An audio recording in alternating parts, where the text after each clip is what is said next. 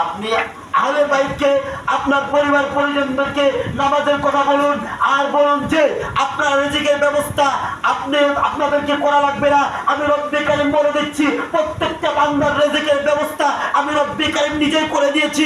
আল্লাহ কোরআনের মধ্যে বলে দিয়েছে 12 নম্বর পারা 1 নম্বর পৃষ্ঠার 1ম নম্বর লাইনের মধ্যে আল্লাহ বলে দিয়েছেন, ওমা মিন দাব্বাতিন ফিল আরদি ইল্লা আলাল্লাহি রিজকুহা। ও বান্দা, তুমি দুনিয়ার পিছনে দৌড়াইতেছো, রিজিকের ব্যবস্থা আমি রব্বে কারিম তোমার জন্য করে দিয়েছি।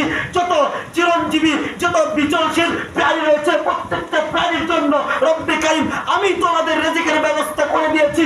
তুমি কেন রিজিকের জন্য দৌড়াদৌড়ি করার মাধ্যমে আল্লাহ তাআলার হুকুমগুলো তোমরা লঙ্ঘন করতেছো? ঠিক কি না? আজকে কিন্তু আপনি আমি কিন্তু রিজিকের জন্য কিভাবে চারটা ভালো খাবেন এই জন্য দৌড়াদৌড়ি করতেছেন। আল্লাহ কিন্তু তার রাসূলকে এটাই বললেন,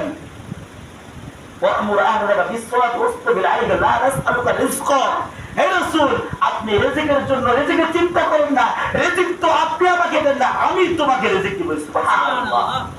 আপনাকে আমাকে রিজিক দেখে আপনি কি একটা মাটি গাছ ফাড়ায় না একটা আলু বাই করতে পারবেন? আপনার সামর্থ্য আছে ভাই? আছে নাকি? রাগ হচ্ছেন নাকি?